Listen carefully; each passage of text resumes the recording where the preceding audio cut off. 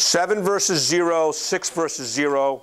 We started doing this because we felt that we spend so much time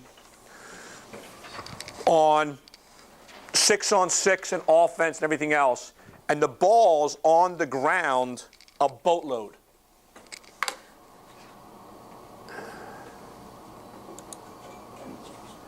We got so good at this that our players should joke that we should just throw the ball on the ground. All this is a stick work when the ball goes in the ground in your offensive end of the field. Your responsibilities are a player chases the ball, 2 players provide adjacents, 1 player protects the fast break, and 1 player reads. So we're doing stick work. This is a coach in here. He should be outside the players. So they're doing stick work. I mean, they're doing their offense. Coach blows a whistle and throws a ball on the ground. Player goes and chases it. 1 adjacent there, 1 adjacent here. He's protecting the 7. All right? So he picks the ball up and he throws it right away. We throw it twice. We don't go to the goal until we throw it twice. The reason is we want to get the ball from one side of the field to the other side of the field. We want to get the ball across the Rido line to create the defense is all to come ball side. So no matter where the ball goes in the ground, 99% of the time, you're going to throw it twice for your attack. So they're doing their team offense. The coach should be outside so the kids have to scoop away. He waits way too long to roll the ball. Puts the ball on the ground, goes and scoops, adjacent, protecting the 7. These 2 guys are reading which way the ball goes. All right? Pick it up. We don't want that. Throw it again. Now we attack. He has to decide, go through or not. Now we're just going regular offense. Once we get done, and the other thing this does, when your ball goes in ground in your offensive end, you got a little bit of a transition. What do your kids almost always do at the end of that? Shoot it. No matter if it's a good shot or a bad shot. What we're trying to do here is run your team offense, ball goes in ground, move, run, move, but you don't have to shoot it because you got a little bit of momentum. So make them decisions. So what I would do as a coach, start standing on the end line and coaching your attackman when to say, let him say, it's over. We're now in purple. Right? We got the ball on the ground. Now we're in whatever offense we're in. Stop, go back to your sets, play 6-on-6, go again, coach was the ball on the ground, go, chase it, make something happen. If nothing's there, go back to your offense. So we want this to be a continuous going, not a stop. So one of the ways to do it is you start calling out the play, and then coaching your offense, your best attackman, stand on the end line and tell him when to make it, so he starts making a read. 7 versus 0 is the same thing, but defensively. We're protecting the 7 is we're back to the face-off X.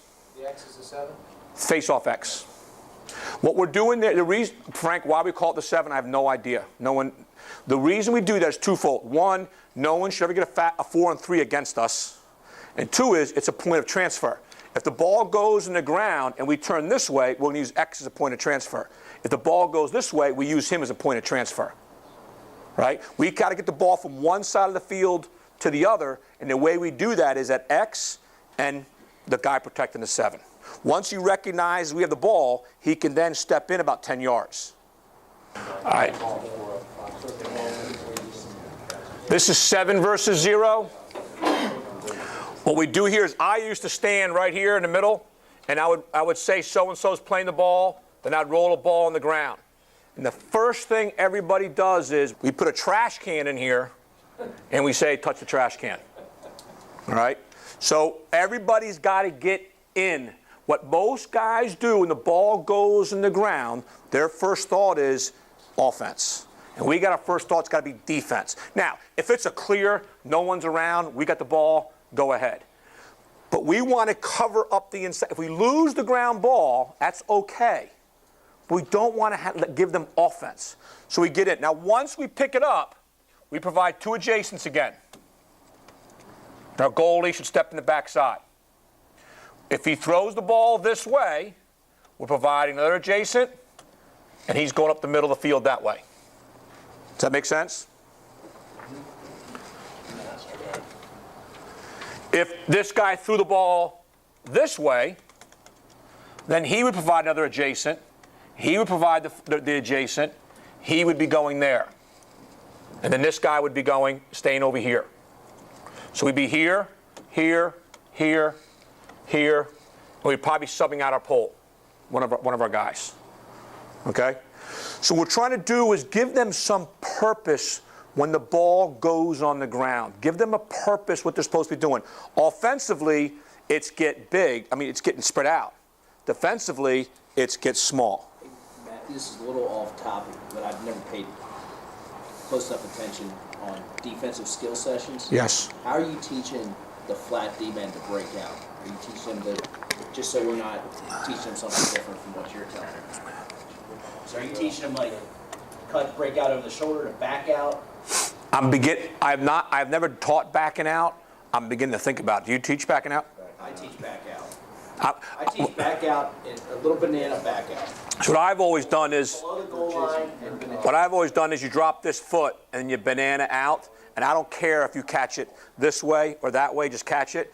But after coaching this age group, I'm beginning to believe. Because what happens is when they go over the shoulder, if they go over the shoulder, they don't look. They cannot look back for the ball. Right. I think this group's Window where they do not. they're better off doing this than they are doing this. But again, they're going to go to their strong hand. Like it's at the high school level, I told the guys, I don't care whether you catch here or here, just catch it. But after coaching these guys and trying to get them to do breakouts the right way, I think there's a point. The only challenge I have with this is, can they get wide enough, fast enough? And I'm thinking about saying, okay, I want you to run and then step. Like we do that on offense, we teach guys to run down here, plant this foot, swing this foot back, and backpedal and make a pass. We'll go at the end.